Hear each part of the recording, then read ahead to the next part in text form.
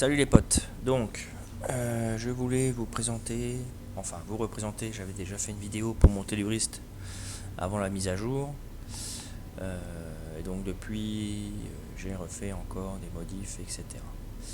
Donc voilà, bon voilà, vous le voyez, un programme anomalie, etc., les PV, l'armure, voilà. Donc de toute façon je suis sur la branche anomalie, hein. Hop, on est là tout en bas. Basé surtout sur le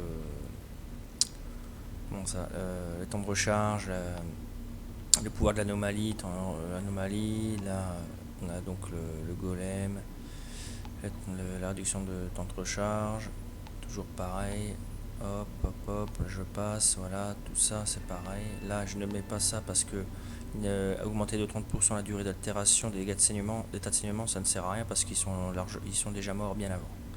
Donc la durée ne sert à rien pour ce build. Voilà, anomalie, toujours des dégâts de saignement, par contre ça, oui, ça il faut. Là, bon, 20% pour les dégâts infligés aux ennemis et en moins de 30% de PV, c'est toujours du dégât en plus. Pouvoir de l'anomalie, saignement, les soins, parce que bon, il en faut quand même. Le train de compétence, ça, bon, je pourrais en passer, mais on n'a pas le choix. Bonus d'armure à hauteur de 40% pour l'anomalie, vu l'anomalie, c'est bien. Puis bon, bah voilà, tout le reste, saignement, etc. Bon, les seuls points que j'ai pas pris, bah, c'est la durée. Ça, corps à corps, je ne joue pas corps à corps. La puissance de feu, elle ne sert à rien du tout. Voilà, tout simplement. Ça, on s'en fiche aussi parce que voilà. Et puis voilà, c'est tout. Donc après, le plus important, c'est donc les compétences. Bon, bah séisme, golem et apesanteur. L'idéal en fin de compte quand on joue, c'est de faire partir sur golem, apesanteur et après séisme. Bon, après chacun sa méthode, mais bon, voilà. Alors pourquoi Donc déjà vous allez voir que sur les 5 pièces, hein, les 3 stats principales, c'est anomalie, altération, compétence. Drain de compétence. Bon là sur celle-là j'ai pas le choix parce que je ne pouvais pas changer.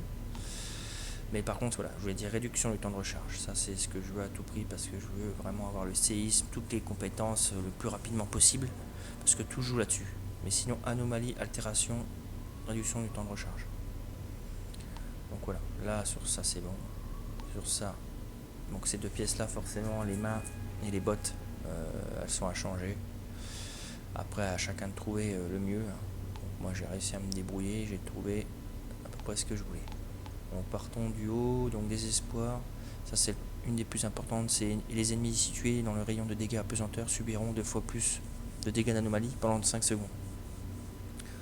D'où l'intérêt de bien le jeter avant, de le lancer avant le séisme.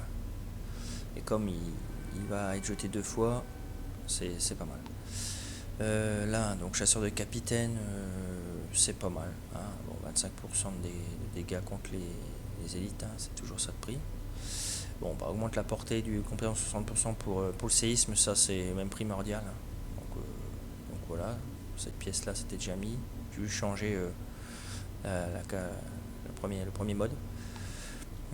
Là donc bah, effectivement sans impur, hein, bon ça c'est déjà mis de base dessus, hein, mais moi je rajoute en même temps les 15%, donc on a 40% de dégâts de saignement, parce que tout est basé sur le saignement au final, enfin, pas que ça mais principalement.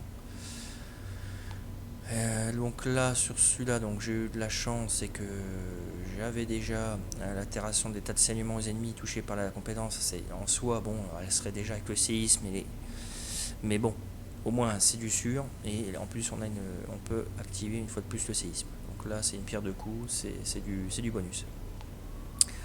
Et là du coup bah, encore la chance, c'est que sur cette pièce là, donc j'ai changé donc le deuxième mode, donc là la compétence peut être utilisée 2 fois avant le début de temps de recharge, donc ça fait 2 fois pesanteur, et bon j'ai le golem en plus de ça qui engendre des impulsions radiales qui inflige l'altération des tas de saignement aux ennemis situés dans un rayon de 10 mètres. Donc voilà, tout ça c'est saignement et double saut. Voilà. Donc vous voyez, je repasse un coup pour que vous voyez bien.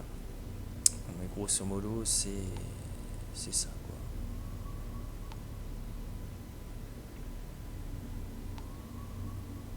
Bon bien sûr, hein, là tout est transformé. Hein, on voit pas le skin d'origine, mais bon, c'est commandant sismique. Hein. Bon. bref. Donc voilà, on a fait le point là-dessus. Après sur l'arme principale, je préfère la Don de Damas parce qu'il y a déjà Torrent Claymore. Et j'ai rajouté donc Comète Ténébreuse qui se marie très bien.